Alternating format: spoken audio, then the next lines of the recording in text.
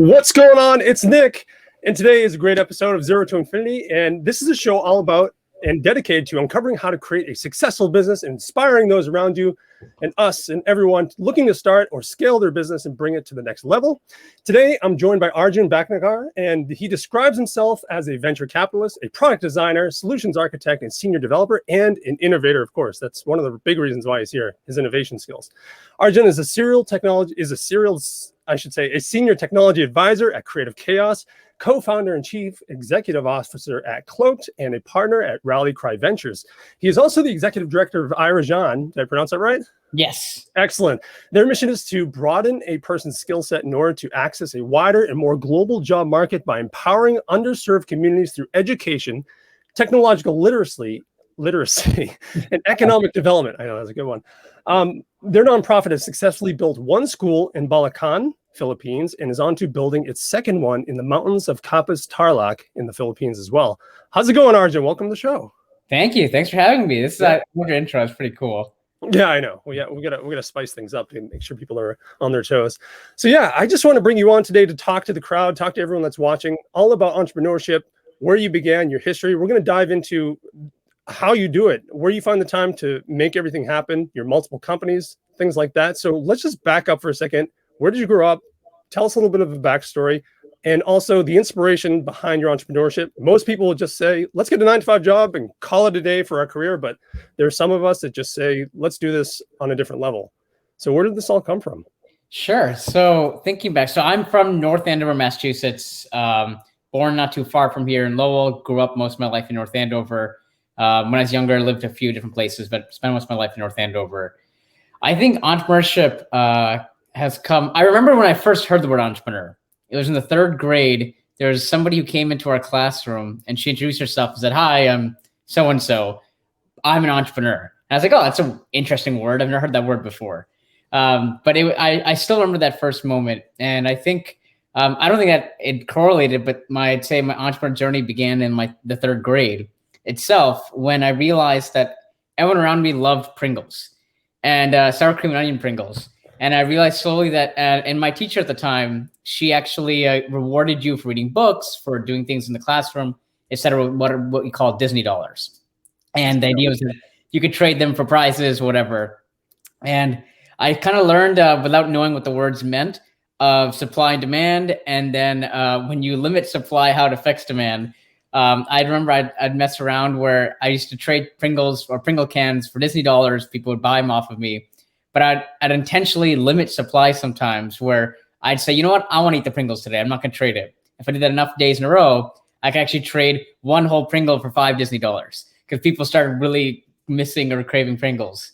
And it got to the point where at the end of the year, you had to trade dollars, and the second place person had around 50 Disney dollars, but I had about 100 plus, 150 plus. Oh. And it was I think my first taste, but I never actually chased the idea of money, but more of the idea of creating or doing things that people enjoyed. I think that was kind of where my entrepreneur journey always began. And it started, I think, when I was really young with my dad. I think my whole career has been shaped. It's really, the word career has actually been an interesting thing. I've been thinking about it lately. It's like, well, I guess I do have a career. It's in tech. It's across different things. But it started when I was 5, 6, when my father is in technology. He's always built things himself, and I think it's always been a source of inspiration for creating. But I was exposed to, and where my duality comes in, is that at 6, I remember traveling in India and seeing people who were on the sidewalk, or people who were living on the streets. And I remember seeing wow, my parents always say never waste food, because people are always struggling. And I saw that firsthand at 6, and I thought, well, it'd be nice to help somebody like that. And I think that's always played a significant role in my life.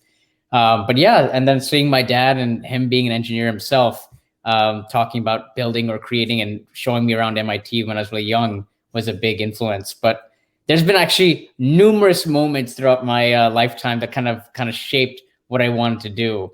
But I can jump into any of them. You can absolutely, yeah, dive on in. Particularly, maybe we can start at the beginning with your father. It sounds like he was kind of one of those pillars of inspiration for you, maybe instilling some lessons about entrepreneurship and life lessons and things like that. Is there anything that you can remember that may be helpful to share? Yeah, when I was really young, I think, as I said, my dad took me and my brother. Actually, my brother was not there yet. I was really young, so took me, and I think either went to a museum or something, and he showed me what it like. Either we were walking around, he showed me either Adventures MIT or the Media Lab or whatever it was, and it's like these are all things that people create. And I can't remember too much. I was really young, but I remember the impact of seeing, wow, these are things people create. And I think the idea of entrepreneurship, at least from my father's side, he runs his own company. And the idea, seeing him our whole life, even my investors for my current startup, they ask, how did you get to what you're doing today? Because they know a lot of Indian families or even children born in Indian families, there's a very strict path going into getting your degree, getting a specific job, building your career up, but don't tinker too much in entrepreneurship or going towards being a doctor. Right. And I play it safe. Right? Yeah, play it safe. And I think one thing that my family definitely allowed me to do is experiment. Never lose sight of academics, but it was that the freedom to explore and try things that I wanted to do. And that lasted my whole life, which allowed me to really experiment and try and really tinker around and learn as much as I could. Yeah, so I think my father and his whole life, he's been, at least in my life, been running his own company. And that I guess played a big impact. But I know it only built after another, the different events that have kind of occurred or jumping from one thing to the next. Yeah, it sounds like, a lot of people have like a hesitancy, or I think my camera's blurring there because the hand motion got this thing. But a lot of people have hesitancy to start their own business or to dive into something new or take the risks and stuff like that. But you seem to have jumped pretty easily from one to the other to the next. Do you feel like as an entrepreneur, maybe your upbringing, something like that, that risk was always just part of the deal and just part of doing business in general? Like it seems like you're sort of a little desensitized to it if I'm thinking a little bit. I would say not as much desensitized, but I think the fear of trying. The fear of it. Yeah, the fear of it. Yep. I'd say it's built on top of a lot of either values and experiences that I've had. I think one of the things that, if you talk about family, my mother is someone I know who is a bit fearless in a lot of dimensions. So no matter who it is or anyone, she's never let anyone wrong her. And I think the idea of strength in oneself has been imbued. There's a story where I remember when we were traveling to India when I was young, when we were at the Taj Mahal visiting, it was our first time visiting, and you're supposed to have like a full day or many hours to visit there. But randomly they decided to just shut the whole event down. I shut the visiting early, and there were like hundreds of people out there, and they closed the door. My mother was in front of like hundreds of people, yelling and talking, yelling at these police officers, saying, "We paid for this. We were supposed to be here." And initially I thought, I was nervous. I'm like, "Oh, why are you up there? Everyone's looking at you." But I remember seeing the sight that after a couple of minutes, people cheering her on as she's like standing up for everybody, and it made me think a lot about fighting what's right. But in terms of the fear, and when I started getting into the career, it's everything I've done. It was always a leap of faith. My whole intro to my whole technology side of things started when I was 10 years old. When I remember when I went to a sleepover, and my friend had brought it to his room and said, "Hey, look at what I did." And he showed us a website. And at that time at 10, we were blown away that he had a website, he had made it. And I always felt that I knew a bit more about technology. I knew how to take apart a computer. I was really interested in how computers worked. I used to play games when I was, but never knew anything about building websites or programming or kind of building things. So I went home or after the sleepover, and I was a bit jealous. I was like, how could he build a website? So I'd spent 4 hours and grabbed a notebook and meticulously took notes on HTML and CSS. And 4 hours later, I managed to build and deploy a website. I was really proud of it. I remember that moment. I found out later that my friend had used a drag and drop program to build websites, where I didn't know that. So I went home and actually learned how to build. But there was a mindset of, well, it's okay if I don't know it. I can learn. I can figure out how to do something. I think that kickstarted everything, I guess. That kickstarted my whole career, because after that, I just kept learning and tinkering wherever I could, from building websites or building in terms of apps, things that I thought might be fun. And I started weaving my way into entrepreneurship. When I was 11, I had started building some websites, having some experience. And I started to actually say, like, put myself out there and say, hey, I'll build your website. And I started actually making sales. My first I put myself out there everywhere and started getting some cold emails, or I started doing some outreach. But I remember I got my first sales with this woman.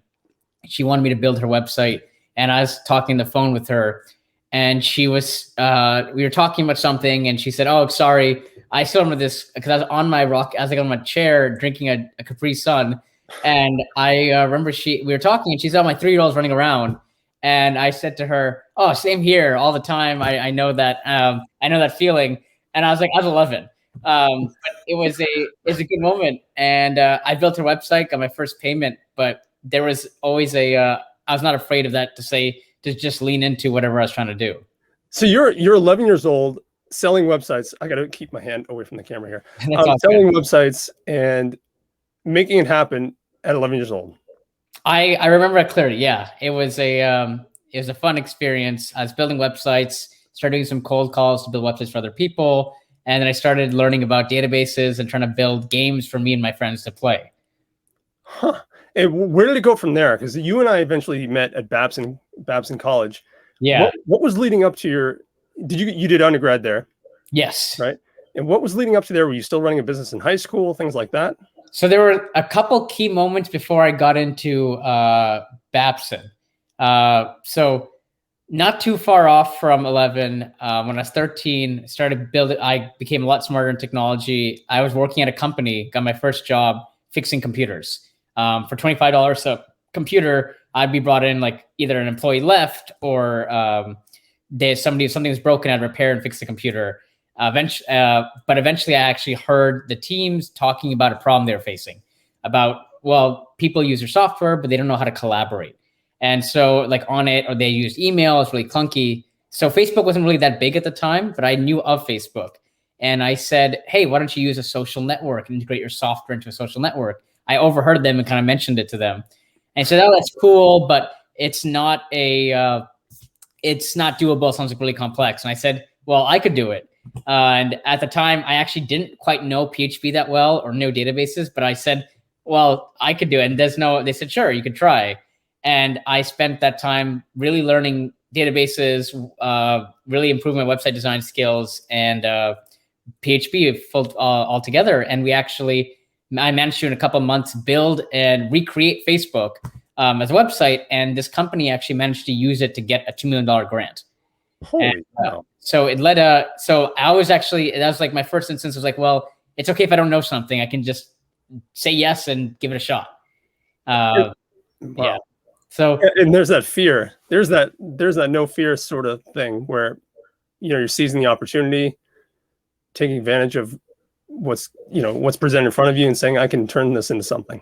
Yeah, that was like the first big instance where I had no fear. I did a couple times and some other projects I was working around with, but on another big instance before I got into Babson and my first startup, actually, before that was 17. I was working, I was at Governor's Academy, which is a high school, a private high school. I actually switched from public to private, asking my parents to let me switch, and that's trying to find a way because I actually wanted to find a new environment where there are more people like me who want to build and try to create things. Mm-hmm.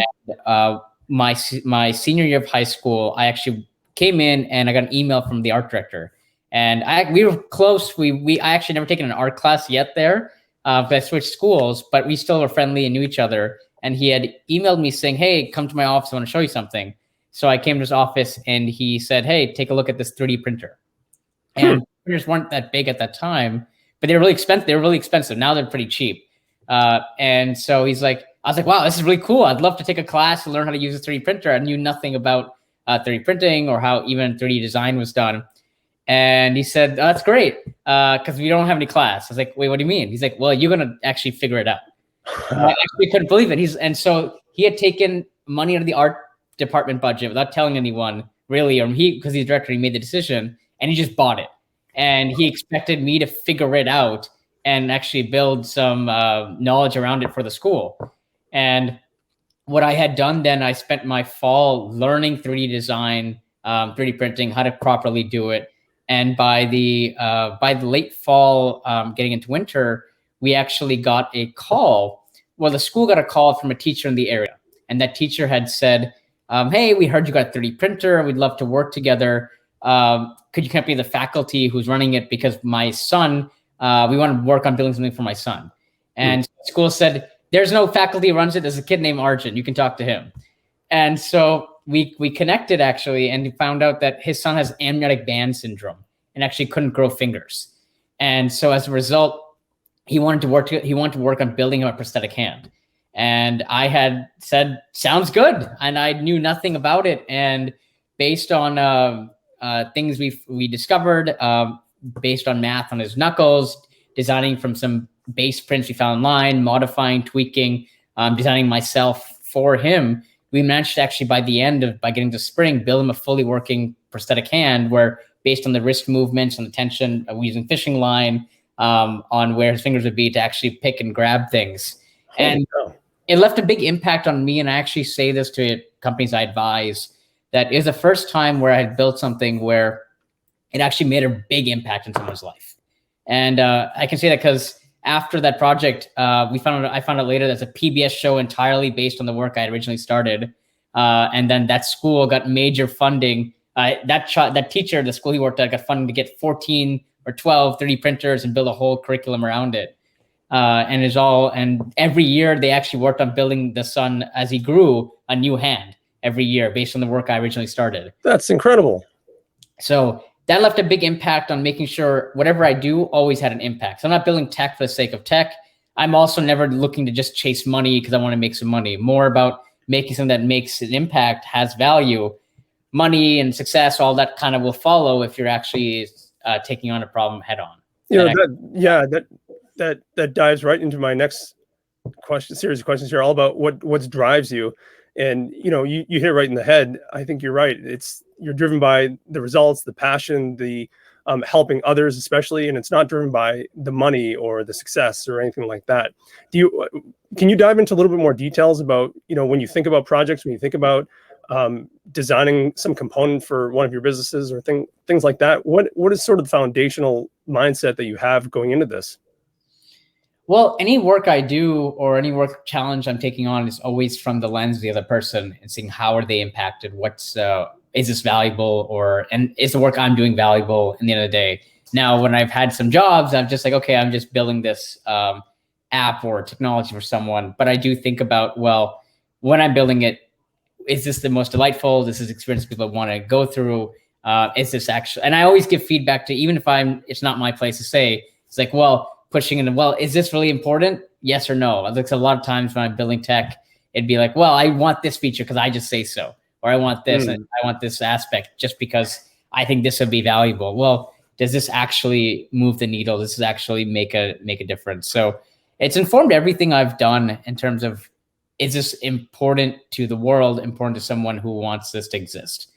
And so, yeah, across all the different things I've done, from my first startup to my second startup to now my third startup, right. It's been a awesome journey to and it's always something I reflect on and push on. It's like, well, until I actually feel that this is the right approach, that this is actually going to make a difference, I don't jump into it right away. Makes sense. And I know a little bit about Cloaked, so why don't we dive into that a little bit and sort of get a bit of a backstory on Cloaked, and sort of bring that idea of how it helps people, the idea behind privacy and things like that. So why don't we dive into Cloaked? Tell me a little bit about what it is, what you see for the future of it, and helping people. Yeah, so Cloaked is a consumer privacy company that's giving you a voice, and how all this technology, all this stuff around you, your data, how that all works. And what we really think about is, and how it all started was exactly that thinking, where how does it help? How can I help someone? It all started from how I wanted to help myself. I thought about around 2019, I started working and thinking about, well, I think about it before, but in 2019, I started actually building, was that what if my data could be really helpful to me? And I thought, I was like, well, what does my data live? What does it look like? So I actually got a Mac Mini. I bought it, put it in my apartment. And I said, I'm going to try to get all of my data to be on that Mac Mini. So I want to get all my data and put it in a box. And I wrote integrations into Facebook, Messenger, WhatsApp. I tapped into iMessage and managed to get all my text to be continuously flowing to this box. Apple Health, finance, etc. I built all these integrations to try to get all my data into this box and have a continuous stream of my data being put in there. And I have a background in AI and ML. I want to see, could I actually do some stuff to build some models that help my life? And I actually started to, where my box would give me recommendations on, well, maybe you should do 15 push-ups. You should eat this food. Or if I bought too much alcohol, it'd say, hey, well, this is my spending habits. And it really hit me in the head when I was at lunch one day with a friend or a colleague, I can't remember. And at the end, I picked up my phone. I realized with my girlfriend at the time, my AI had actually had a full conversation with her, talking to her back and forth, saying, I love you, actually sending memes to her, which I thought was really funny. But I realized the power of my data if it actually belongs to me. So I thought about that for a while. I was like, well, what if my data actually belonged? I knew how much work it was for me to do what I wanted to do. I got all my data, and I'm someone who knows a lot of tech, so I could do a lot of stuff. But what if I actually owned my information? And so I've thought about that for a while, and I thought about what a lot of other privacy companies are thinking about. Let's change businesses where you can actually change their databases, infrastructure, put user data in the hands of a user. And I realized, well, I thought about that for a while, but it's like, that's a really hard problem because a lot of people are trying it. It requires you to change businesses one after another and convince them.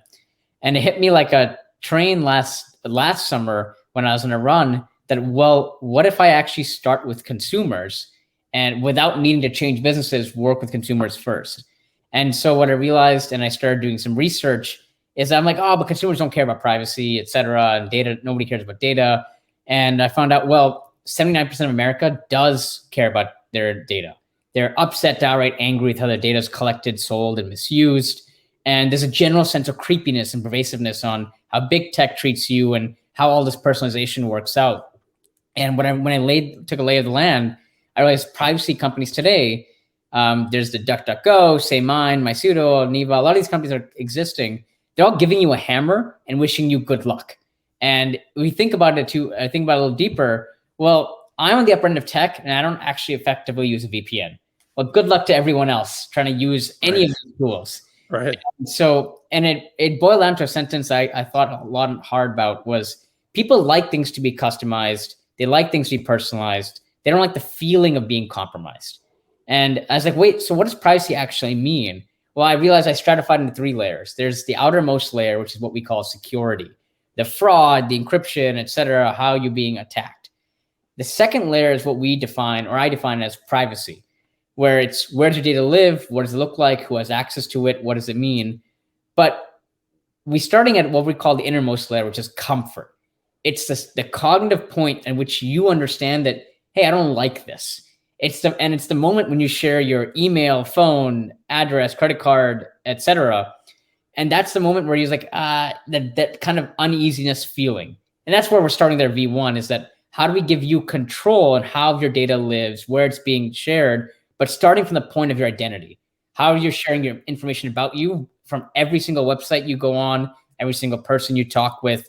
What we do is we spin up a brand new version of you, brand new email, brand new phone number for every single instance, like a phone number for every website or every person you meet. So every interaction, we spin up a new version. So that gives you granular control. So in V1, you can turn things on or off. You can set schedules that, hey, they can't bug me after, like, if I give a number to my boss, he can't bug me after 5 p.m. That's version 1. You're saying. And that's version 1. Yeah. Okay. And exactly. And then we're looking in V2, growing to helping you in these relationships. You can control what data lives, like delete all the data off Facebook or remove information older than 2018, setting simple rules that Cloaked as your moderator actually enforces. And then working long-term to the idea of a win-win relationship where businesses and consumers are working together without compromising the individual, but giving businesses access to information, but maybe not the exact information. Consumers choose what they want to share. So maybe not my exact location data, maybe my approximate town or my state. The idea is giving access to data that consumers can have to personalize their experiences on tech, but businesses can't store or at least can use to build much richer experiences. And that's what we want to work towards. Wow. Working towards what seems like an awesome platform in the near future. That's the goal, but really always being consumer led. And even our ethos is that consumers should own their own data. And we've actually set up our infrastructure in the same way, where every user, when they sign up for Cloaked, we actually create a brand new database for them outside of Cloaked. And that's where all the data lives. So theoretically, down the road, you could uninstall Cloaked. We'd mail you your encryption key and would say, here's your data. Wow. So that's the future we want to work towards. So it's like, truly, this is your data. This is incredible. So this is again coming from a place of, how do I help somebody on the other side? Yeah. It's not coming from, how do we pull the most amount of revenue out of this opportunity and stuff like that. It's, yeah. And so everything's foundational from there. It's building backwards from the goal that you want to achieve from the human side, and working it backwards of, how do we serve people in front of us? Absolutely. That's what we want to do. And there's a much bigger opportunity if we can help people and without punishing businesses. A lot of privacy companies actually punish businesses. If we actually make that working towards a win-win, then we actually have a much bigger revenue opportunity, but it has to start from the consumer side and working with them. Wow. That's incredible. So looking for someone that's thinking about starting their own business, or people that are watching that are either just starting their business or maybe in their 9-to-5 trying to figure out a way to jump to the entrepreneurship side of things, what types of advice can you impart on them? What can you give them? Some reinforcement, some reassurance, anything that you can think of that would really help them? How do you come up with a business idea in the first place? Is it just spontaneous? Do you sort of have like a research aspect to this, to vet things before you kind of dive into it? Well, I'd say, to answer that question first, exposing yourself to a lot of things is really important. I know a lot of people who want to jump into entrepreneurship, right? And it's great when they're really young, start a business. But you think about starting a startup or a business, it's a long-term commitment. You're building a business for not a year. It's not a side project. This is a 10-year plus thing that you're embarking on. And so this is something that you want to love or enjoy doing. So part of that, I say, is that as you're young, instead of you can start things and try to make, if the goal is to make money, then you should make that your clear goal, as opposed to trying to make a big business in terms of how you scale it, et cetera. Because I know there's a lot of D2C and drop shipping. You could choose that. It's an opportunity. That's perfectly fine. And you set the goal you want to. If your goal is you want to make a big impact, change lives, or even if you want to make a lot of money, then you got to think about, exposing yourself to more problems. I always say that for somebody younger or somebody looking to switch, put yourself in a lot of different environments. Try, as you're going out to events, if in your own job, shadowing meetings and things department areas you're not aware of, or even in your current job, seeing some of the pain points your own company is not solving. Why they're not solving it is that this brand new opportunity. But I'd say always focus on putting yourself in opportunities to learn and exposing yourself. And there's a couple of nuggets I always say is also always investing in yourself.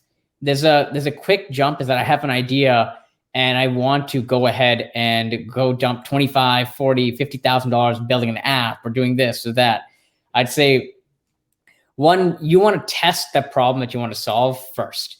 And you don't need code. You can use low code or no code, or you don't really need to do technology. Technology always optimizes or makes a solution faster, automated, right? You could even for my business, I could, but it's a technology business, but I could have done one at a time, buy a phone number and email it to someone or do something like that. But even for something that's not a pure technology business, which most companies aren't, right? Unless you're for us, we are selling the technology, but a lot of times your technology is solving the problem, and you could automate it. Technology makes it faster. So you could manual MVP it is what I often say. If you manual MVP something, you're the guy behind the scenes stringing together Slack or Google Forms or Google Drive to help you do something manually. You might literally go run and deliver something to somebody, or email someone to make an order seem like it's automatic. I'd say the idea is that you want to test and see if there's a market, if people like it, and if this is a problem is real. And You either expose by being in situations where you see the problem, or you test.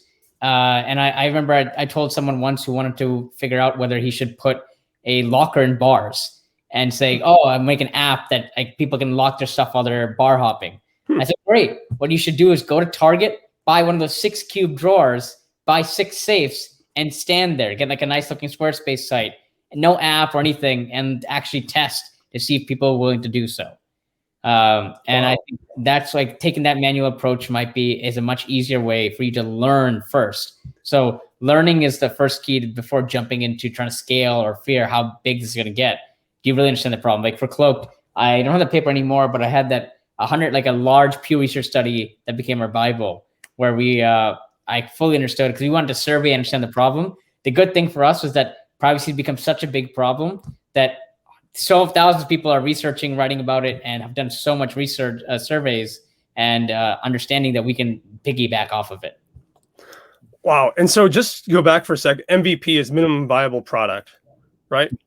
Yeah. And I like that approach where you're not investing too much time, resources, people, all this stuff in order to just have a massive failure at the other side. You're actually just saying, let's incrementally test this as we go and see what the results are, see if there's a market there. And then we iteratively move to the next level at each step of the way. Yep. You want to iterate and move to the next level. And it's really, as I said, figuring out that you need to learn. You want to learn the space, become a master of what this problem looks like, who's in the space, and if this is something you're excited about, which is the most important thing. If you are, then it's going to ultimately fuel your advancement in it. And being a bit disciplined and not jumping right away to building the technology, but learning the problem will do you a lot of favors. That's right. You hear a lot of these stories of like video game designers or companies saying, they're diving all in, headlong in, but they realize at the other side that it's not a viable product. There's no audience for it. It wasn't tested. It wasn't focus grouped or something like that. That's really interesting. And so when people come up with an idea for their business, what are some of the problems that people can experience if they don't just, first of all, think about it, and then, what's the first step that people can do if they're working 9 to 5? What's the first step that people can do to come up with a business idea? To come up with a business idea. Yeah. Right? Working 9 to 5. Yeah. I mean, you're talking about research, you're talking about stuff like that. People think that, they need to jump in full bore, just quit their job and dive right in. Well, that's probably a really good idea if you can stand it. What are some things that people can do right from their desk or on the weekends, late at night, Well, one of the things you can always look at is trends. I actually have a funny example. My friend who is now actually making a good amount of money making resumes. Making resumes. He started his business and he's on Fiverr and he's making a good amount of money just editing, proofreading resumes. And I think part of like thinking of business opportunities is amplifying your strengths. So like what do you find that, I kind of do that, I have this shortcut to this, or I know how to do this, like I know some stuff in Excel really well, or even something that you have some knowledge of, you can dig a little deeper. Because I think, for example, my friend, he knew that after he's worked a lot of jobs and he's like, and he went to business school. So he's like, I know how to put my resume together pretty well. And he looked in, he researched on Fiverr, looked in, he's like, well, are there any people who are doing resume editing? And just Googling, figuring out, like, there's some candidates. I think he paid and got his resume edited by a couple. And it's like, these are kind of shoddy. And so I think he started tinkering, put a little bit, got a couple buys on Fiverr, Upwork. You can do some of these things. Fiverr is a good one that's growing for just to tinker and see if people are willing to pay for something. And he did that and he started his business. So for business ideas, I think if you're starting from, I just want to do something, well, you can look at trends. You can research you can go to Fiverr, go to Google Trends and see what are people searching for, what's been some recent things, and kind of go through a rabbit hole. If you're just trying to start from, I have no idea. Usually you have some inclination about something you want to do. I'd say as you dig in deeper, learning, reading about that, it leads to something else in a journey, leads to something else. Eventually you might say, wait, that's interesting. I want to see if I can do a little test on that. Yeah. And making sure that you're reinforcing the passion, because as an entrepreneur doing something that's your own thing, you're gonna need to be doing this overnight on the iPad while lying in bed in the middle of the night or whatnot. It has to be something that you can do even just when you're not even, when you're on vacation or something. You can't stop thinking about it. Perhaps. Absolutely, right? I think you're dreaming about it. I've dreamt about it, even Cloaked a few times. I woke up this morning about like, shoot, I missed one thing on that. Let me go work on that. But it's part of you. Yeah. And so how do you, with so much going on and, you're, CEO, you're working with Creative Chaos, Rally Cry Ventures and stuff like that. How do you find time to sort of make sure you're sharp with your skills? And what do you do? Are you disciplined in that way? Do you set aside time for you to, let's do a little bit more coding? How involved are you with things like that? How do you stay sharp with the skills that you need to grow this business and, stay both technical and higher level? So I'm unique in that case. I know a lot of people on my track, because now I'm beyond. I've been an architect, I've been a director, and even of technology. In that track, I've always been. One of my secrets, I've always stayed sharp. I've always stayed close to coding, for example. I know a lot of people get into managerial, et cetera, positions like, I haven't coded in 4 months or a year or 3 years. I've just been focused on being a manager. And one of the things that was really made me a successful leader was that I always rolled up my sleeves. When I'm working with someone, because I had a technical background, I could write code. I'd paragraph program, I'd work with someone. And that always made it so that I never lost my skills in programming. So right now in Cloaked, our team's growing rapidly. We're 15 people, 16 people, with a few more as contractors who are transitioning to full time. So growing pretty quickly. But I'm still our lead backend engineer until the 2 new people we just hired are joining in the next month or so. And that's because I was able to start and move very quickly because I had the skill set, as opposed to being rusty. So it helped us a lot. But I'd say one thing that made me unique on my how do I stay sharp, I'm always watching or reading from, as you say, you talk about YouTube, watching YouTube videos, reading articles, and you see always a funny mix. You see my YouTube feed I see business videos, and when I'm like doing nothing, I'd watch like one guy talk about the new way to do Postgres database stuff, like how concurrency is handled in Postgres. And I think it's interesting. Will I actually use it anytime soon? No. But sometimes it comes in handy.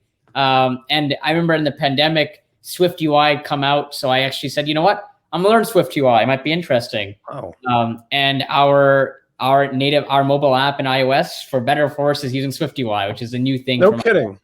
That's interesting. And I'd say I'm always looking to just learn something new or read, and setting aside a couple hours or an hour when I can. Right now, we're at our current growth stage. I've not been able to do that as much besides just reading things. But my hope is that once we get over some of the hump of the things we're actively trying to launch, I think we'll go back into reading, learning a lot more, a couple hours a day at least. At least that's how it keeps me sharp. I think probably in few months time, I probably won't be actively coding for Cloaked, but I'd still want to be involved long term. At least a good understanding, because even the act of building gives me a lot of ideas.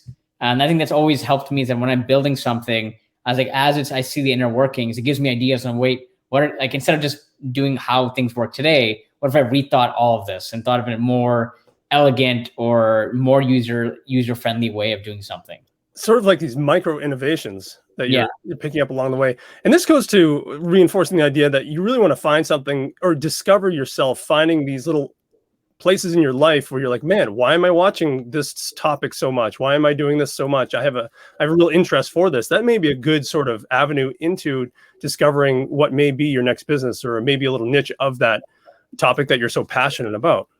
Yeah, I think about watching YouTube, people watch random things. I was like, well, if you notice yourself a trend on something, maybe it's something that you might be passionate about or can explore, tinker a bit more. Even if it's video gaming, right? If it's you might actually enjoy streaming, give it a shot.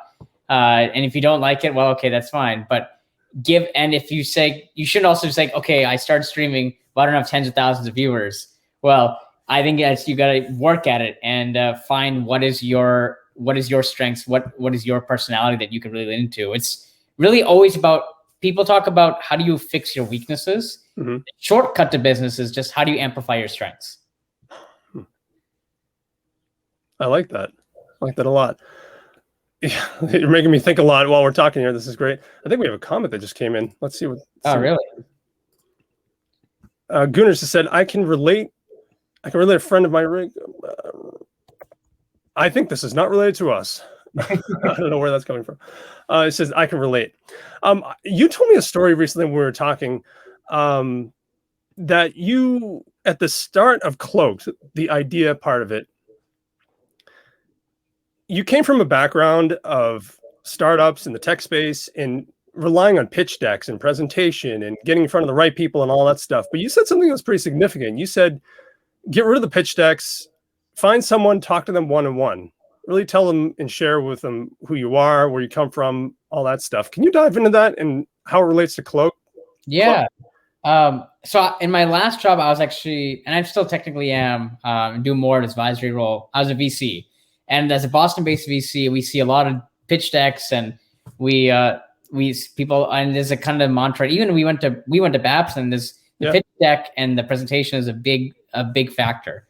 What I learned as part of the fundraising process outside of Boston, San Francisco, et cetera, was that the pitch deck is not what people don't want to sit through a presentation, especially at the early stages. And it's all about the story you want to tell. And I realized there's a balance between, like, my whole fundraising process was, it's the 80% charisma you hear, like, oh, you have to be charismatic. And then it's 20% of the depth, the grit, your understanding. And that can only come strongly as part of a story. And part of your story is you really highlight the opportunity in terms of what the problem is, how big it is, and why you are the one to solve this. And that comes best when you just have a conversation and tell a story. And I realized when our pre-seed investors just say, ditch the deck, it made a big impact. And my brother and I, who's my co-founder of this business, we learned really kind of how we told our story and what our individual strengths were. I realized when pitching was, I can maintain the energy and the charisma with someone, but I kind of shut down a bit of my brain, and I'm kind of full out there mode. And what his is, he'd stop, analyze the microfacial reactions or what people's backgrounds were and what they might be more attuned to. So when they're kind of leaning into something more, he would actually bring in the right exact point that they're looking for. But I would focus on making sure that it's all one story we're telling. Oh, that's interesting. And we had a nice dynamic between the two of us, and that really helped. That helped us a lot. Wow. I'm just remembering some of the stuff that helps me in my business with marketing. You're not talking to a mass of people. You're talking to one person at a time. How do you connect to that one person? And they're human. It's not a wall of numbers or faces out there in the ether. You're talking to people. Like, how do you connect with those people on one-to-one? And the idea of ditching the deck is speaking to that. You're speaking to someone that has a life, has a family, has a job, not as much time, whatever. They want to hear the value up front, get to the point, and see if it's right for them to invest. Yeah, that's exactly. And one thing we did is we had like 10 bullet points. I didn't have like a rehearsed line, but eventually the bullet points, I said the story so many times, it became effectively like, oh, nobody could tell. I was like, at that point, it's kind of rehearsed where I told the same story. But the good thing is that since it was natural, if somebody's paying attention to something more or less, and it's like, oh, skip that. I don't care about how big the problem is. I want to hear exactly how you're solving it. I could kind of skip to exactly what they want to hear. Interesting. Because when you do a deck, the big part is you're forced into a specific narrative, which, like, I have to do this, I have to do that. And if someone says, skip these slides, it throws you off completely. But when it's a conversation, you're like, oh. So that's interesting. So you're able to, because you're dishing the deck, so to speak, you're able to calibrate to the room, you're able to calibrate to the person's background, the situation, things like that. Time, maybe there's only 4 minutes that you have and you want to just condense the interesting. That's the way I entered Cloak today, I'd say I used the mid-level length of explanation. There's like one step further, I could go even longer in how I explain Cloaked. There's one way I can make it even shorter if you're like, okay, you got 1 minute, 30 seconds. And it's like, and I just kind of roughly know, okay, touch upon these points. Right. And this goes back to a little bit more of that conversation we had a little while ago about, you went a long way with getting eyeballs onto Cloaked based on the idea and the story behind it. Oh, absolutely. Can you dive into that a little bit? I think that'd be really interesting for people that are like, man, I need to have I need to have this sort of equipment, or I need to have this first before I launch this, or I need to whatever. Tell us a little bit about how far you got just with for lack of a better word, idea. So so in 2019, 2020, as I said, I built that AI ML model, etc. But none of that code at all is actually in Cloaked. That was all my way of R&Ding and trying to understand what is the problem. That's my discovery. It's like, what is going on in the world? But actually for Cloaked, the only thing we had was an architecture diagram. And then I made a diagram that showed like, here's how it worked as a technology. And that's it. And we had we even when we pitched for fundraising, we didn't have a deck by then. And at that time I was still in the deck mindset. And we put together a deck and really just kind of honed in on the idea. So for me, it was what I realized when fundraising and talking about it was I need to really lean into why is this a problem? And for my space, specifically and most actually, why do people care? There is a value of care. What's the future? And I think surprisingly, my whole journey of fundraising, I realized people kind of work in two spectrums in fundraising. Either like you shoot for the moon, but you have no way of getting there. And it's, you're like, okay, this is so big. I have no idea, or they're really narrow. And I think VCs are also kind of attuned, see that there's a nice golden area when you have a big goal you want to hit, a big lofty vision, but you have a thought process of how to get there. And it's builds on top of each other. And I think that's what I really did in my idea side, is that I had a thinking or an approach of how to go from where I am today towards a little further where I would be from there, a little further from there, moving a little further there and showing how this would be involved to getting towards my big vision. I kind of had a journey that I think would work, and not based on just here's user numbers, but if users can love this, we can do this. If people can love that, we could work on this. If love that, and then here's the future we could enable. And so painting that picture of where we want to be, and then having the discipline of saying we're going to do only this to begin with, helped kind of create that journey for us, and which made it a little easier to invest. Which is like, okay, they're going to work on this first and just this, and prove that people like it, and that's a good place to start. Interesting. So sort of like a logical, reasonable explanation and setting proper boundaries instead of just saying we're going to the sky and trying to be all salesy and overly pitching and stuff like that, to where it becomes unrealistic and out of bounds altogether. So you're really demonstrating, the value, keeping it within reason. And you want to paint the picture of where you want to go, so you don't want to lose the vision. Okay. You got to tie it, because people love that you're thinking, like, if I just said we're only going to give you a new email and phone number and this identity, and like that's it. I think that's my pitch. And it's like, okay, that sounds good and great, but what's next? I was like, well, I don't know. We'll see and build on top of it, or maybe we'll do like I'll say we'll add credit cards next. Like you shouldn't have too much horizontal. Like there's only so much horizontal growth you can do, where you can add more features, etc. We have to do some vertical growth where you just like, I'm going to evolve to the next stage of my business, the next stage. So you do want to show a healthy goal that you can accomplish, but have a logical way of getting there. I love that. And that applies not only fundraising, but also just, talking to potential clients and things like that, or you know what I mean? It's just, it makes a lot of sense. And how did you figure out how to construct that sort of story, construct that horizontal versus vertical framework? Was it just through experience? Was it through talking to people? Is it just a feel thing, or is there something someone can, is this something that people just need to figure out over time? Or is there some way that people can kind of start thinking about this the right way?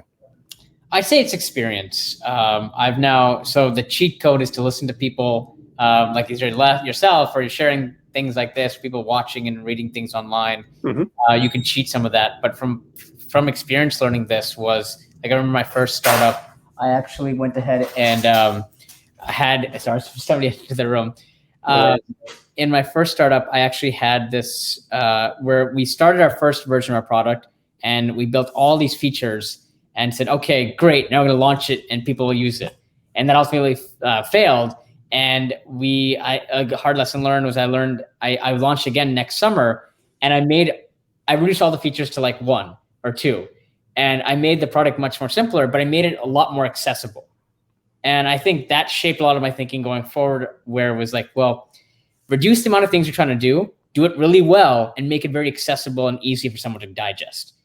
And I think that came out in the storytelling as well. It's like, okay, we're going to do a couple of things, and we're going to say that we're going to do that well. We're going to make it very easy for someone to understand and grasp. And then we'll talk about where that will go. And I think that carried from my previous startups experiences. And then even when I was a VC, I heard a lot of pitches, and people would pitch me all the time. And I see, and the ones that worked well was when there's a problem that you're solving that you could point to. And then there was a founder entrepreneur that got a good head on their shoulders, puts a lot of work in, but also really, it's not just hard work. It's also the smart intelligence, and you're doing intelligent work. You're testing, you're learning, you're failing, and you're tweaking and modifying accordingly. And I think that was a big, when I saw that, I knew that, okay, to somebody I'm talking to, like, I'm sure they would like to see that I spent a lot of time learning. I spent some time tinkering. I knew they'd like to see that I failed some. I always bring up my second startup, which failed because not like part of it, as we're positioning ourselves, and part of it, some bad co-founders. I learned the hard way how you grow. So I know people like to see that someone because if everyone's just been smooth sailing, then some investors will have a little bit of nervous because, like, what happens when they hit a roadblock? And I'm like, at this point in my life, I've seen so much failure that it's very hard to phase me. It's like, okay, well, we got this challenge. Well, I'm sure we can get over it. So I've seen the experience and see what people respond to well. And I think that helped as part of our fundraising, but also really how we structure this business. I want to move systematically. And I feel this time or third time around also that I've learned so much in the past that, like, this feels a lot more strategic. It might seem like, oh, so much going on, a little bit of chaotic, but I'm like, behind the scenes, it feels like, wow, feels a lot more disciplined. Even on the surface, it might seem more chaotic. Yeah. And, just hearing you talk a little while ago about how you reduced the number of features and expanded upon the ones that were most useful, and you made it more accessible. It sounds very similar to one of the biggest companies in the history of the world, Apple, where they get criticized a lot of the times because of their lack of features, lack of whatever it is, could be horsepower, all that stuff with their computers, perhaps. But they do something that's combined. They do something really well, and that's combining the stuff that people really need and limiting and knocking off the rest of the stuff, and combining it with a great story and really diving into what people really want to be doing, which is, it's tying it with themselves. It's expanding themselves. It's, being creative. It's moving, enriching their lives. That's the story that Apple sort of instills in people when they buy their products. And very similar to what you were just saying, cutting off the stuff that's unnecessary, but expanding upon the stuff that people really want, or stuff that people may not even realize that they need yet, but they will. Yeah, that's I think there's like aspect of accessibility. I think make sure that someone can really easily latch onto this, or as you've got a big idea or something you want to do, what can you do to make sure it's really easy to understand? Like, I always lean into we talk about Cloaked and privacy, and it's like, we're putting data back in your hands, etc. That's a lot of it goes over the head. And it's like, well, I sometimes say, it's like, for someone, it's like, imagine for every single website you sign up for, I give you a brand new phone number. You don't have to manage it or anything, but now you don't give your information out anywhere you go. And it's like, that's like at least accessible and makes sense. And like, that's one of the few core features we're starting with. Got it. So you mean accessibility, not only in terms of like putting it in the hands of people, but also in terms of whether they can grasp it in the first few seconds or not. That's really interesting. That makes a lot of sense. Very cool. Well, I think we should dive into Arjun. Did I pronounce that right? Arjun. Yeah. Tell me a little bit about that. Really interesting. I want to hear about where this idea came from, how you have the time to do all this awesome stuff, and what the future is like or looking like for this foundation. Yeah. So foundation's a big passion of mine. I know long-term, I want to, like, when I I don't say retire, I think I'm going to be doing this my whole life. But I want to, when I'm done building or doing business, I'm going to probably just spend the rest of my life on nonprofit and trying to help. But that's always been passion. And that's how I balance kind of my entrepreneurial pursuits, passions, and then my personal, how do I help the world passion. And I try to blend the two together as well to make sure that I both are always helping people. But on a pure people who are struggling or in need, that's where my nonprofit comes in. And then how I balance it, especially, is that I try to set specific hours or days, like on Tuesdays and Wednesdays evenings are specific nonprofit days. Saturday mornings are my another nonprofit working day, and that's kind of how I time box. But in terms of how the idea came about, it's a bit sad. But my fiance, my late fiance, she passed away, and a big factor, a big part of my life is that we both wanted to see how we could help people in their people who weren't as fortunate. She grew up in a really tough environment, had nothing, and really taught herself. And so we both had this love for, like, how do we give people the opportunity to chase their dreams, give them a chance to do something that they want to do in life, even if their starting point was not as equal as someone else's. And so after she passed away, I didn't have the energy or thinking to actually do it. And her mother kind of sprung on me. She filed the paperwork and said, "Hey, I created the nonprofit." And I was like, "What? I didn't think about this. I thought I'll do this like 10 years later. I'm not in the right headspace, whatever." But then when she handed me the paperwork, she said, "Okay, go figure it out." It gave me the kickstart I needed and said, "Okay, I'll figure out how this works." Just like everything else, is like, I'll figure out. I've never went to the Philippines. I went to the Philippines. It was lucky I had some support from her family and from her family even over there to help with language, etc. But it was a really good starting point. Like, I went there, surveyed what we're gonna do, started building some relationships, and very quickly started saying, "Okay, can I build?" And we raised some funds and actually went ahead and built that first school, the first learning center. And happy that even that journey, we learned a lot. I remember I fired my first staff after a year when I found out he just wasn't that useful. He's been okay, but it let me learn about the new staff we hired, who've been amazing. They've been worked great with children, worked great with even adults, and have built really good relationships. And so it's been an awesome journey. Along the way, I met some amazing people. One of our big donors we met with through a connection as part of my entrepreneurial journey. When I was looking for a job, I remember I met someone who we connected with well. I didn't take that job, but we still connected and chatted. He connected me to a friend who we are in a similar journey, and he liked my foundation, wanted to be a big supporter. So it's like, you never know who's going to be a supporter for you in whatever pursuit you do. And so he and I worked together, and he wanted to build our second school and fund it. So he made a big donation towards funding our second school. And even my second school was a whole journey. I went in, I surveyed a prospective site, built a relationship with a local nonprofit, found out the local nonprofit was completely disorganized, and that second project ended up falling through. We didn't actually get to start it. And so I went back to the drawing board, went to my connections and said, "Hey, it's another opportunity for a site. We've been fundraising for this school, but we want to get the project going." And we found another partner who I'd met on one of my earlier trips. And now we're really happy that school is going to be built real soon. The videos and pictures are on the website, but it's construction's underway, and it's going to be a very large, massive project, about over $35,000, $40,000 project for a 3-classroom building, for 100 students, primarily even girls who are either underserved or have no access. And so this will be serving that whole community. And this is actually second is no longer in Kapas Tarlac, which was the original second school. It's Maguindanao now. I'm going to circle back to Kapas Tarlac. The reason why Kapas Tarlac was a huge issue is the government got in the way. And we found as part of my whole nonprofit journey, I realized how hard people make it to help others. And everyone's got their own selfish motive. We even learned, like, okay, we handshake some deals. And we say, "Hey, you can take some credit and say, yes, I helped thought about bringing this school to the community, etc." And we're like, "Fine, you can have some credit." So you can say, "Yes, we brought this US nonprofit to help us and work with us." So I learned some of that tactics to do, but it led us to now the second site, which is almost done. Will be done by this fall.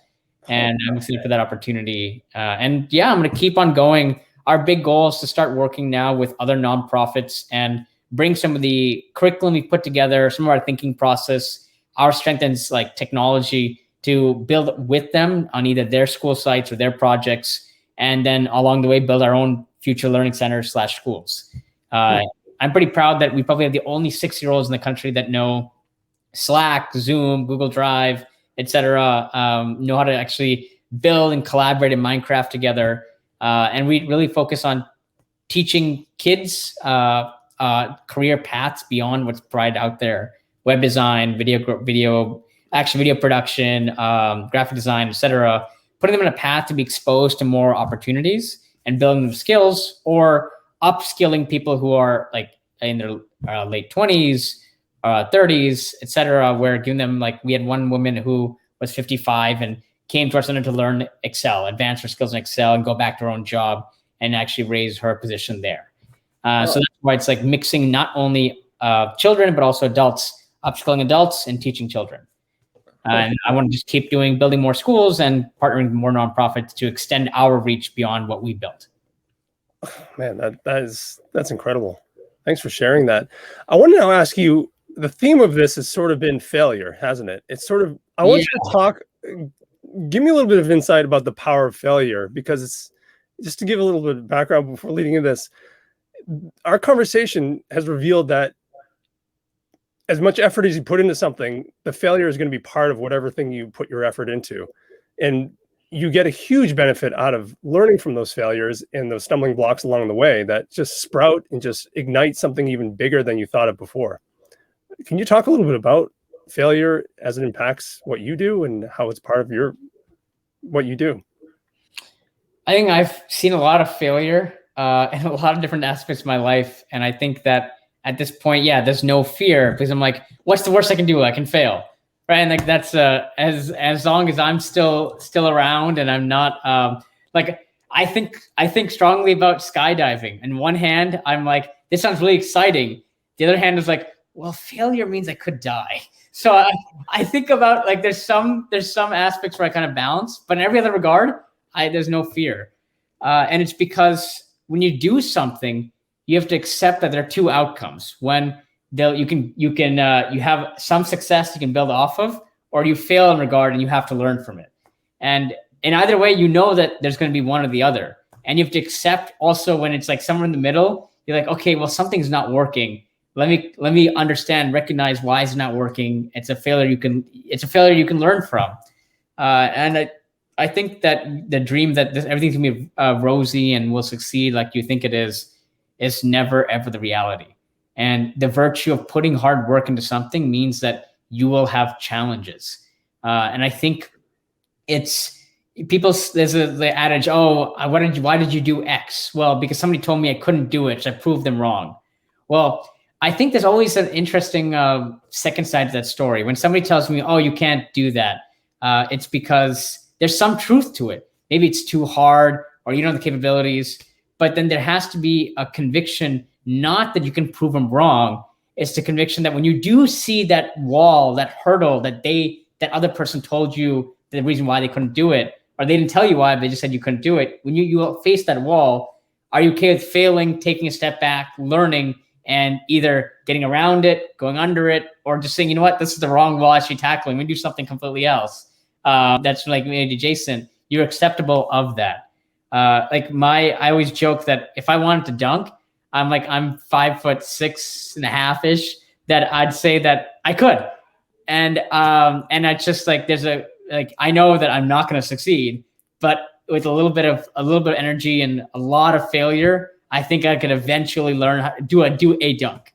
It'll take a lot of time, a lot of energy, and that's why I've not done it. But I'm like, who knows? In 3 years, things go great, and I have a lot of time on my hands. I might practice, but it's a conviction that I'm okay with it not succeeding the first time, or second time, or third time. Yeah, so I'd say, like, accept that you're not going to succeed the first time or the fifth time. It's okay.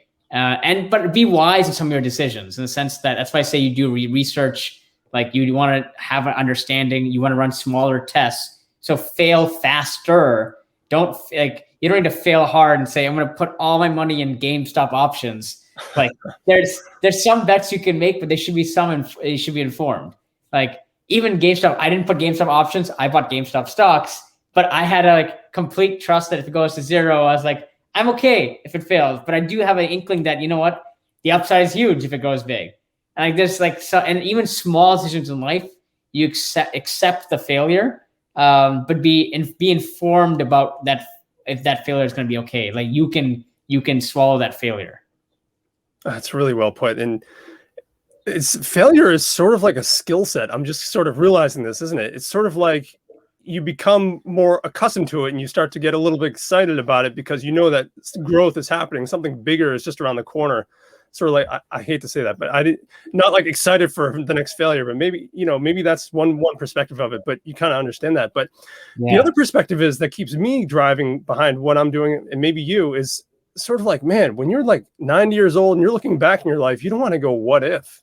You don't want to think like, man, what if I just done this like I said I was going to do? What if I just, taken that opportunity? And what if I just left my job that I was miserable in for the past 35 years and actually done that thing that I was dreaming about every single time? Oh, absolutely. I think that what if is a big factor. And I think there's the one dichotomy that people's like, what if I quit my job and just did my dreams? I say, you can make the plunge if you have enough conviction. And if you don't, that's okay. Do smaller conviction things. Like you can do your dream in smaller doses, try it and see if like this is something you really enjoy. And it might mean putting more hours. After work, you do a couple hours of like, if you want to become a painter or you want to draw or sing, right? Or anything, like do a little bit, do in half an hour, right? And math, right? Anything more than 0 is a % increase. So if you do it for 2 minutes a day, 10 minutes a day, 30 minutes a day, or an hour a day, that's still going to move you enough to actually learn if there's something you want to do, fail to actually see that did this actually work out, and give you an opportunity to go and reach out, talk to people and learn from it. And I'd say even when you're working on something on your side, never be afraid to ask for input or say that, hey, I'm just tinkering. Like a lot of people kind of live in their own heads for a while. Sure. Immediately when you're working on something, don't be afraid to talk about it. For Cloaked, we did a ton of market research calls with people before we built much at all. And what we done is that the product wasn't ready to demo. I could demo it to you live and works great. But at that time, nothing was demoable. So we had like a screen recording that had a voiceover in the screen recording. That's 2 minutes of like a very hard coded demo. Wow. And I used that to gauge people's reactions, thoughts, what they liked, didn't like, and hear kind of what comes to mind. And we did like every day at a market research call with somebody else. And like, it was my way of like testing and learning before I went ahead and got all the product ready. Because at that point, it's kind of too late. That's right. That's right. And just, yeah, man, I just hearing you speak, I'm forgetting about my previous question, but yeah, that makes a lot of sense. That makes it, I remember what it was hearing you speak, that the biggest failure for why people don't live their dreams and do what they are dreaming about is just the failure to take that first step. Think of that first step. What is that first small incremental thing I can do right now, not tomorrow, not next week, not planned out, but what can I do right in this moment to begin that journey, to take that first step? It's something like, it's some astronomical figure. It's like 90%, 95% of regrets in life are having to do with not taking that first step, whatever that is. Oh, I feel every day, even in personal things. I feel a lot more buffered 3 years ago. Then I lost a lot of muscle mass when I got shoulder surgery. Then I got into my next startup and I feel like my muscle mass is withered away. And I was like, and I gained some, like my weight is equalized, gained a little fat, lost some mass. And I was like, well, I want to go back into full working out and everything. I was like, shoot, I'm not finding the time, either mentally wise, because I'm mentally drained, or physically, I ran out of hours. I'm like, well, recently I started saying, okay, I'm gonna do 10 push-ups every hour, or 20 push-ups every hour. Every hour. Wow. And so I've been doing 20 push-ups every hour. And what I do is I just hit the hour thing on my Apple Watch. And it's like, okay, hour's up, middle of a meeting, I turn off the camera, do 20 push-ups while somebody's talking. I'm like, that's a start. And I did it for like, I've been doing it for a week. I was traveling and I stopped it. I'm like kind of kicking myself. But I'm like, you know what? It's okay. I'll get back into it. And I'm like, tomorrow, I'm going to be back into day 2 of it. I had 4 days of not doing it. And so I'm like, okay. And so it's just like, it's every aspect. It's okay. Make it small, make it something I can at least start with. Yeah, that makes a lot of sense. I think it was last year, the year before, I challenged myself for 30 days to do 50 push-ups per day. Yeah. No, no matter what, you have to do 50 push-ups. And man, just that, it's not the physical side of things, it's the mental side of things. It's like the mental side. That's the actually physical. Physically, I think we could do it. It's just mental. Yeah, it's a mental challenge. It's mostly a mental thing. I'm curious, what books do you find yourself reading that inspire you? What types of books are you reading? What do you like to read? I have a few books all sitting in the corner, all related to products. But let me see if I get some. I got an interesting.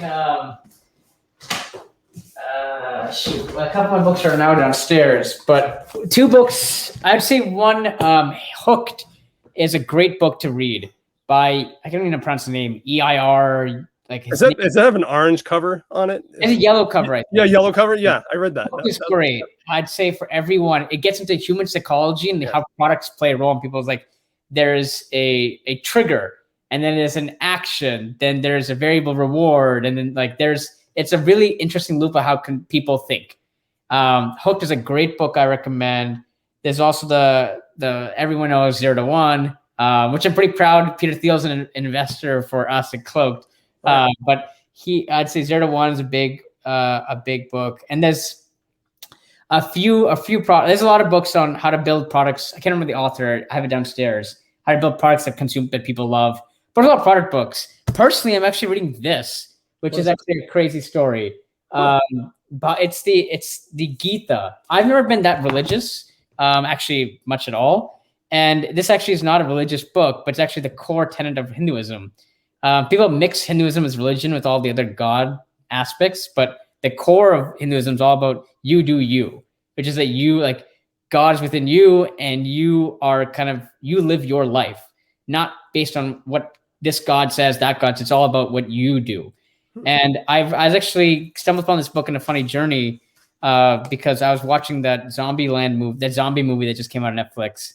And I saw the character's name was Gita, and one of the Indian, there was like the side character named Gita. And I was like, I don't know, directors specifically choose names. And I wonder why do they pick that Indian name? And I was like, I knew what Gita meant, but I Googled Gita to just kind of see what is some history of the word, just for fun. Like, this is what I mean. But just like, if you see something curious, just like be always curious. Like, I was just curious about it. And I Googled Gita, and I was like, oh shoot. Because Gita, I can't remember the direct translation. It means like epic poem or song or story. And the idea is that the most famous one is about Arjun, my namesake, the original Arjun. And it's the most famous story in the Hindu religions about the story of Arjun. And this book is all about him asking questions about life.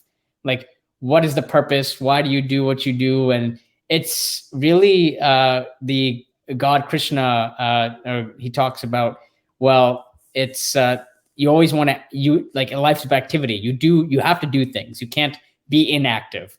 You're doing a disservice on yourself. Like, you want to be out, you're born to be doing things. And it's about paying attention to yourself and things that you're doing, but also about helping. Like, part of you helping yourself is, and if God's within you, you also want to help other people, because it's also an extension of you and the people around you. So you want to be thinking about the people around you. And so I'm just reading right now and he's just asking really interesting questions. So that's my current book I'm reading. But Hooked is one I'd say everyone should read. It's a really starting a bit. Highly recommended. And any discipline, even non-consumer, even B2B or anything else, it's a good one I swear by. And this is not for everyone, but it's an interesting book because it's nothing religious at all in it. It's really just about how do you think about yourself, your thoughts, the way you fit in society. And it's like the biggest tenet I love about it is like, you don't have to be a monk to have salvation. Like, there's this myth that you have to be a monk and give up everything. And that's what I kind of found interesting, is that Hinduism doesn't say that. It says like, it actually says you can be a businessman and have salvation. So it's like, it's just the way you live your life, as opposed to you don't have to give up everything. So I thought that's cool. That is really cool. Yeah, I'm finding myself gravitating towards, for a long time I was gravitating towards books about the nuts and bolts and the strategies and things like that. But the biggest benefits that I'm getting out of books are reading about the inner game and things like that, because so much, it's amazing what you can do. Well, if you have the strategies and the techniques and all that stuff, it doesn't mean a hill of beans unless you have, yourself to reinforce it and to actually go out there and do it. And so I think people underplay the power of this sort of the theory, the hypothetical side of things too much. I really think people should focus a lot on that and really take these people who are thinking in the outside the box, that aren't thinking in strategy, but they're thinking about psychology. They're thinking about, self-fulfilling sort of things. I think we should all take these people more seriously a little bit more, because it's helped me tremendously with my business. Yeah, absolutely. I fully agree. Is that when you're better in tune to how you think, how you operate, and even your ebbs and flows, and when you're feeling kind of down or up, and how you interact with others makes it's pretty important. It's always the adage, right? Unless it's a joke about dating, right? Unless you can be happy with yourself, nobody's going to want to, like, the person you want to be with is not going to date you. So part of you is thinking is that how can you be happy, have a lot of strength in the things you're doing today. That'll also, like, opportunity is two things, or sorry, luck is two things, right? Preparation meets opportunity. So yeah, it's not that, will I get lucky with the right thing? It's like, well, you're consistently pushing yourself, you're preparing for the thing. And when opportunity strikes, you jump and try it. And whether it fails or not, you're trying. And eventually luck is you find the right fit.